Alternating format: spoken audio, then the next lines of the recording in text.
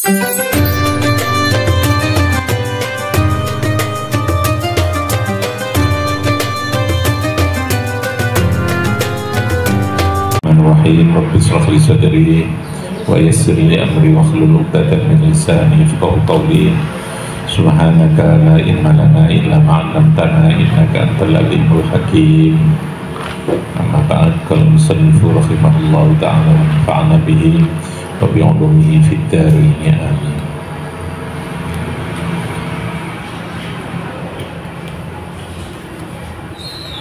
Qalu rabbuna ya'lamu inna ilaikum lamursalun wa ma 'alaina illa al-balaghul mubin.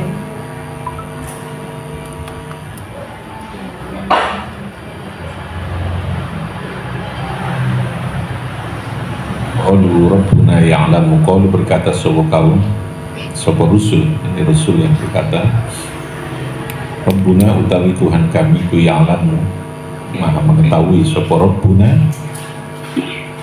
inna saat temui kita para utusan ilaikum maring sira kabeh iku lamursalun, itine piro-piro wong sing den utus, orang yang diutus oleh Gusti Allah.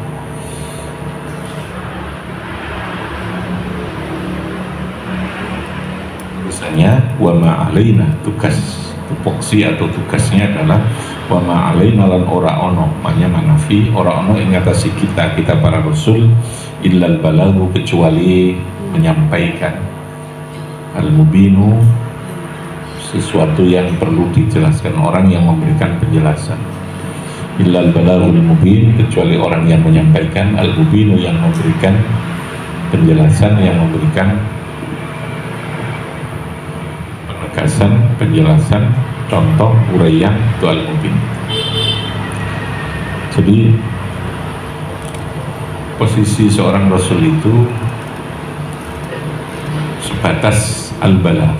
Al-balagh itu menyampaikan, orangnya namanya muballighun.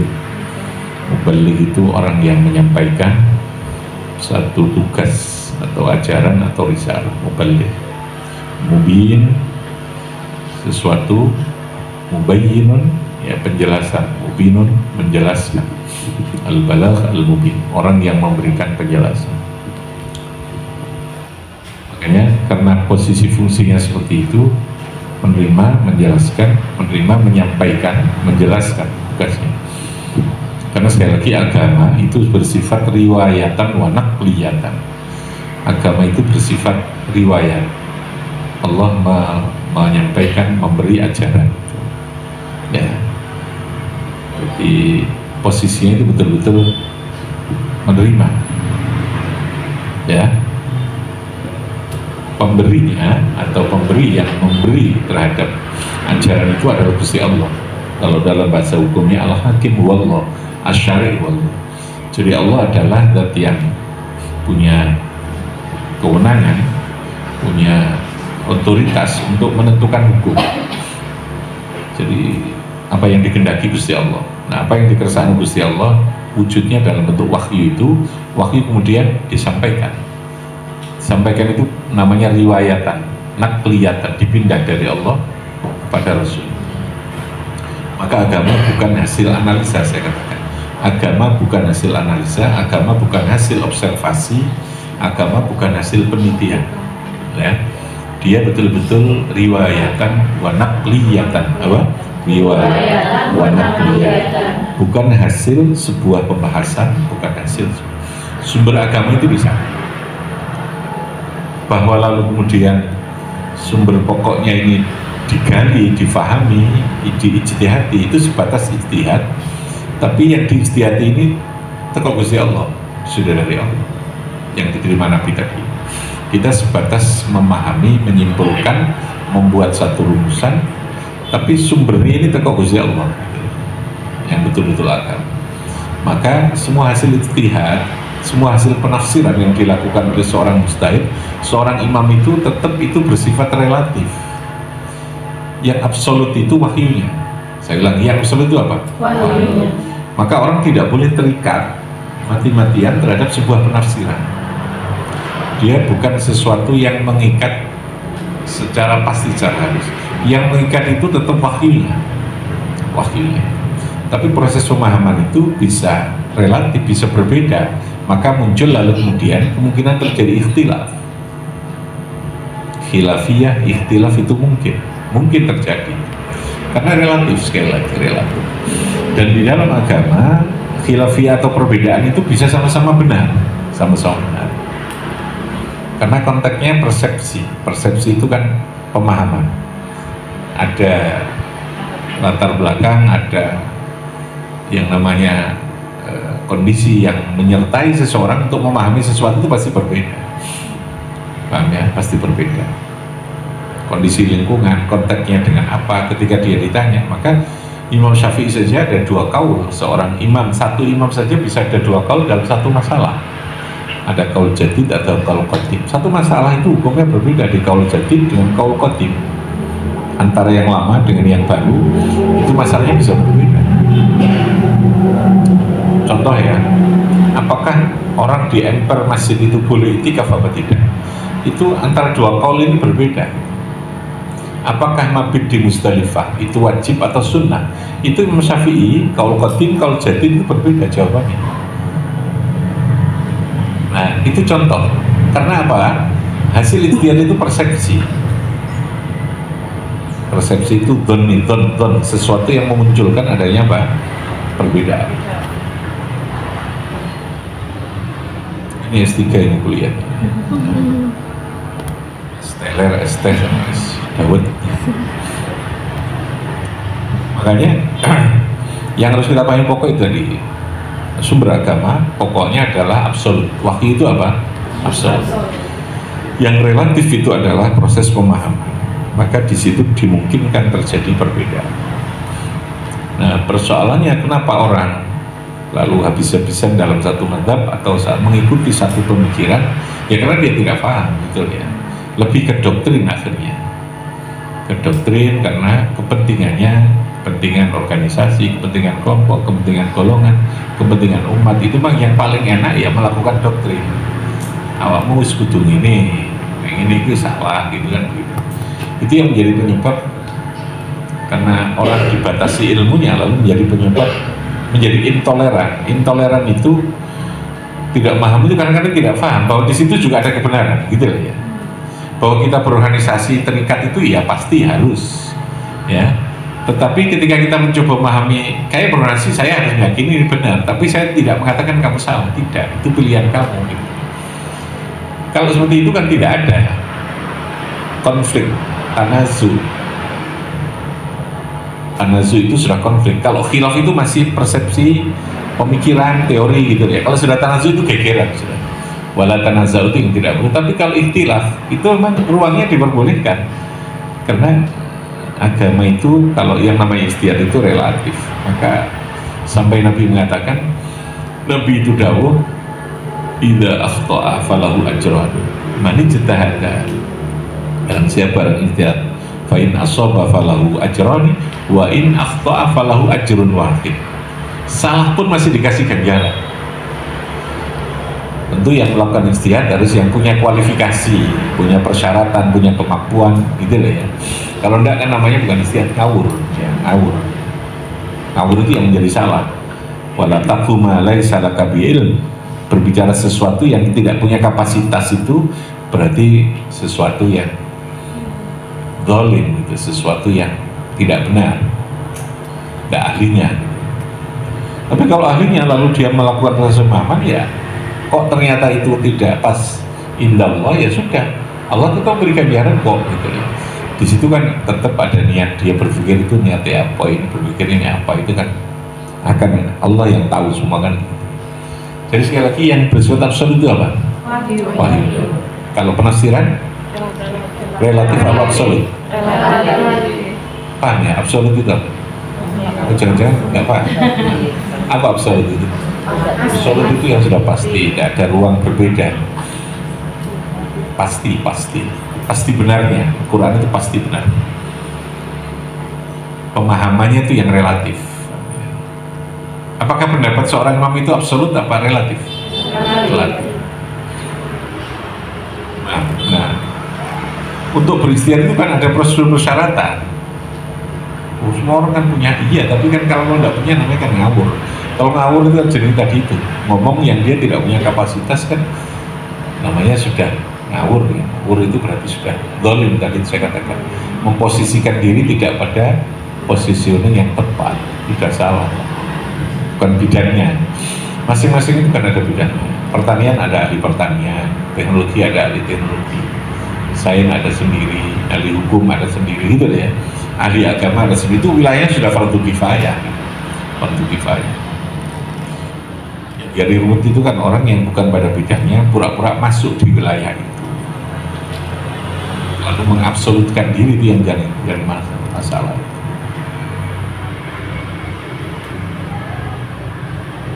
Kenapa kalau dalam politik tidak boleh bawa agama? Karena politik itu cenderung lalu mengabsolutkan orang yang didukung karena dia punya kepentingan, lalu menjadikan agama itu menjadikan sesuatu yang menjustifikasi yang mestinya relatif diabsolutkan. Itu yang jadi problem. Ya, jadi yang absolut itu apa tadi? Wahyu. Tapi kalau penafsiran relatif, ijtihad relatif, semua itu pemikiran manusia. Yang diijtihadi mah agama, tapi hasil ijtihadnya itu tetap relatif. Mungkin nggak terjadi perbedaan, sangat mungkin. Tapi kalau ayat Qur'annya itu absolut, pasti benarnya, terus kok berbeda? Ya memang dipersilahkan untuk berbeda,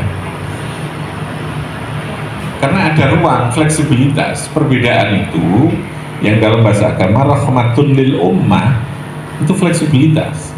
Lalu kita menjadi tidak terkunci dalam satu pendapat yang kita lalu memunculkan kesulitan dalam hidup, memunculkan kesulitan di dalam hidup. Kenapa? Karena semua perilaku seorang muslim itu harus berdasarkan hukum. Nah, ketika kita harus satu hukum itu, kalau nggak bisa kan terus biye gitu kan. Kalau hanya satu kan lalu terjebak pada, kalau kita harus melanggar kan dosa. Tapi kalau ada pilihan lain kan enggak. Oh, ini ada pendapat ini, saya meyakini ada pendapat ini, ada pendapat ini, kan tidak sah nanti jadinya kita sholat pun. Oke ya. Nah, kondisi manusia kan juga bisa berbeda, lingkungan macam-macam itu bisa berbeda. Nah, maka sekali lagi Rasul yang diutus itu kualifikasinya yang terbaik, basyar tapi la kal basyar, manusia yang tidak seperti pada umumnya manusia. Kenapa manusia harus basyar? Karena dia harus membangun komunikasi, menjelaskan pada manusia. Dia harus tetap dalam kondisi kemanusiaan yang sempurna, manusia tapi kualifikasinya sangat sempurna. Karena seorang Rasul itu menerima, maka harus faton, punya kecerdasan. Dia harus tabligh, dia harus punya kemampuan menjelaskan, punya kemampuan memahami. Tapi Rasul karena manusia, dia tetap juga ada sakitnya, ada gerahnya, ada susahnya juga, ya, susah meskipun tidak sampai galau gitu ya. Nah, ada kalahnya juga, kalau perang ada kalahnya juga, ada kalau dalam urusan itu dunia mungkin ada salah memberikan arah dunia yang bukan terkait dengan agama, mungkin sepanjang itu tidak mengurangi kamaliyatul Rasul, sifat kesempurnaan seorang Rasul tadi. Karena basyar, malaikat itu sempurna, tapi kan sempurna dalam batas tugasnya malaikat saja, dia tidak bisa yang lain. Ya karena sempurnanya itu selesai sesungguhnya, selesai. Semua selain manusia itu diciptakan sudah final. Binatang itu final, maka dia tidak perlu aturan, tidak perlu pendidikan, tidak perlu apa, tidak perlu proses hidupnya. Dalam hal yang persoalan khawasi, panca indera, dia jauh lebih sempurna. Lahir sudah selesai, sempurna, karena tidak perlu proses. Binatang itu ketika dia babaran lahir, ya sudah, dia lari, dia makan ya tanpa proses, harus dimasak, harus ini, tidak perlu. Tapi manusia semuanya butuh proses, tahapan. Nah, di situ rumitnya. Semuanya yang lain itu final, malaikat itu final, sudah diciptakan, ya sudah, dia sudah baik, tidak mungkin akan apa gitu. Setan ya sudah buruk, ini ya sudah selesai. Binatang ya sudah seperti itu gitu. Tapi manusia tidak, hidup kita ini tidak pernah selesai sampai pada akhir kehidupan. Yang menentukan itu akhir kehidupan. Maka orang tidak boleh menjustifikasi di tengah perjalanan seseorang ini.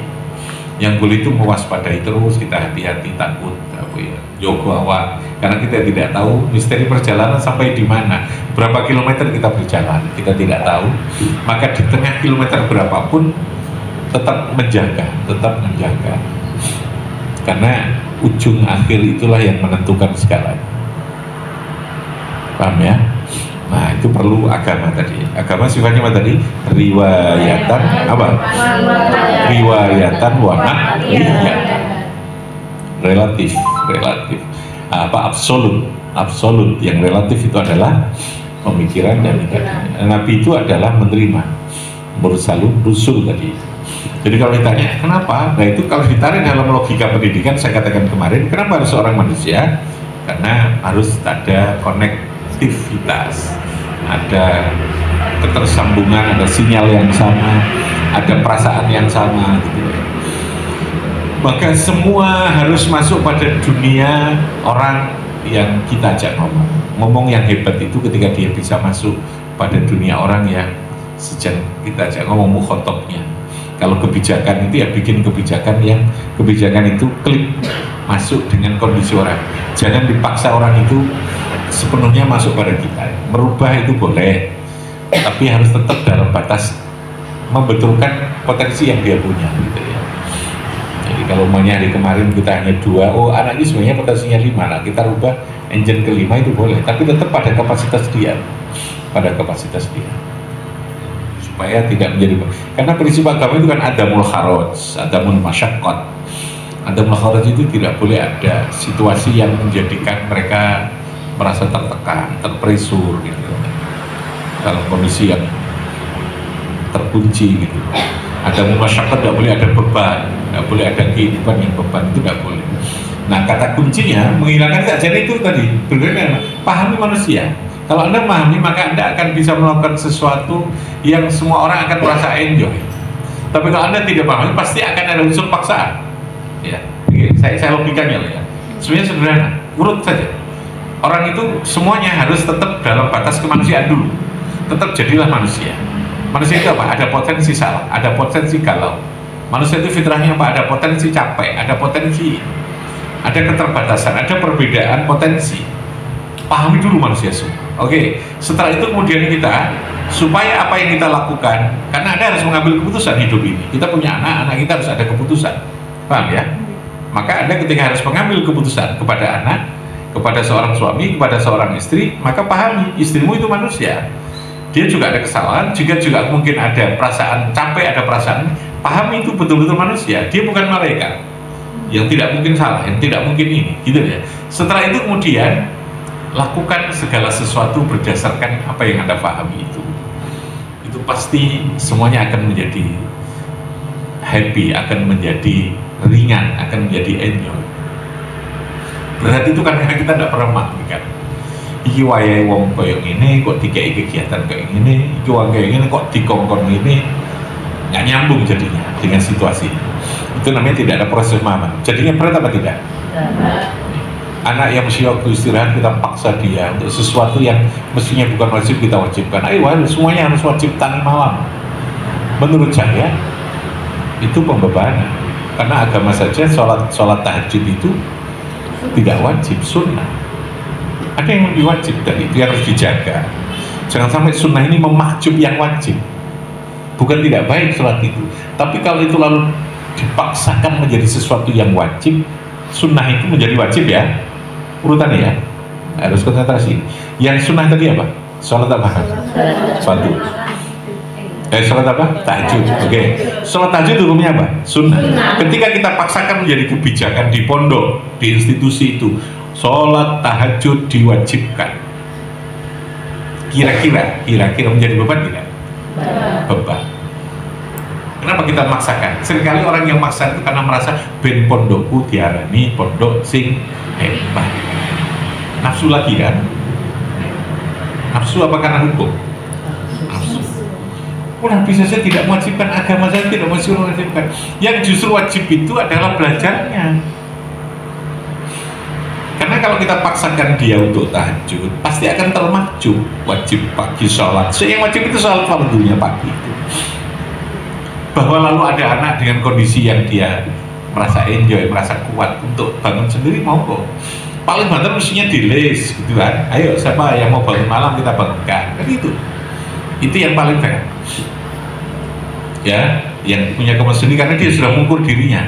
Mukul sedang kok ya gak apa-apa wis tapi nek didelok kemudian kok pagi dewa sholat angel tangi subuhnya atau ngajinya ngantuk ya tidak ada, berarti dia salah mengambil keputusan untuk dibangunkan tadi kan. Jadi kalau Anda mengambil sebuah kebijakan, keputusan yang betul-betul memahami objek dari sebuah keputusan, maka keputusan itu akan menjadi enjoy. Itu yang saya katakan membangun mindset. Seringkali kita memaksakan sebuah kebijakan di luar apa yang menjadi atas kemampuan fitrah nurani gitu ya. Itu yang menjadi kita capek, gitu, menjadi capek. Mewajibkan sesuatu yang mestinya tidak wajib, apalagi mubah. Seragam ada nggak wajib? Yang wajibkan siapa? Capek kan akhirnya. Pemerintah juga capek menyiapkan yang namanya seragam. Kenapa ya? Karena mereka kebijakan. Lalu presidennya, menteri saja sudah nggak pakai seragam kok kita masih mendidih dengan seragam. Akhirnya di situ proyek, nafsu, proyek, seragam itu proyek, jodolan, ya? Memaksakan. Kalau sudah kalimat memaksa itu capek nggak? Capek. Jangan banyak-banyak dipaksa. Mau dipaksa itu fardu itu pun yang hanya 5 dan itu pun untuk latihan saja. Sampai orang lalu merasa membutuhkan. Sudah tidak terasa lagi sebagai wajib. Kalau yang dibutuhkan terlalu banyak kan kita terlalu capek menjaga yang diwajibkan. Nah ini logikanya. Anda harus bisa menjelaskan kalau ada orang tanya, karena ada orang yang masih bernafsu anaknya harus ditekan ini harus kok enak ya di sini nggak ada tekan nggak ada ini. Pijatono sama ini menungso, ayo orang tua nih, sama ini paham nggak sebagai orang, tapi ojo kasar gitu. Gini loh Pak, gitu kan. Kita ini memahami ya, maksudnya itu ada batas mana yang harus wajib, mana yang sunnah, mana ini. Ketika yang itu kita pahami, yang wajib itu mereka akan enjoy, gitu loh.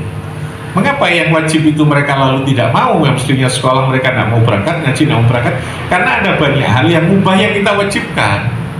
Yang saya katakan tadi, menghalangi terhadap sesuatu yang wajib. Energinya sudah habis. Dan itu dalam fikih Safina itu tidak boleh. Aujabu malam yujab, itu hukumnya adalah haram. Mewajibkan sesuatu yang tidak wajib itu jadi haram. Biarkan sesuatu yang sunnah tetap apa? Sunnah. Itu kitabnya paling kecil sulam Safinatun Najah itu bisa. Mengharamkan sesuatu yang mubah itu juga menjadi sesuatu yang berdosa. Takhrimu malam yuharram malam yukhrim, ya tetap itu adalah maksiatun itu. Nah itu akidah itu ya. Oke, itu bicara kerasulan tadi. Jadi kita membangun kebijakan pendidikan ini berdasarkan konsep fikih, konsep akidah gitu ya. Tidak sekedar standarisasi apa istilahnya permen apa peraturan menteri, peraturan bupati apa mana gitu. Ya. Itu kan tetek bengeknya, ya tidak apa-apa diikuti, tapi jangan bertabrakan dengan prinsip tadi ini mindsetnya. Makanya setiap kali yang datang studi banding macam saya bilang mindset yang penting, kita rubah dulu mindsetnya. Ya tadi itu memahami manusia dulu mindset itu. Memahami siapa? Memahami manusianya dulu, memahami anak. Itu sing abet itu. Seringkali kita melupakan itu ya, langsung membombardir dengan kebijakan, dengan aturan, dengan tata tertib, dengan ini pokoknya tidak pernah memahami kising tiga tata tertib kalau orang nanti akan menjadi beban kita apa tidak, nanti akan ini apakah posisinya sunnah wajib, orang dipikir efeknya nanti kemana gitu kan.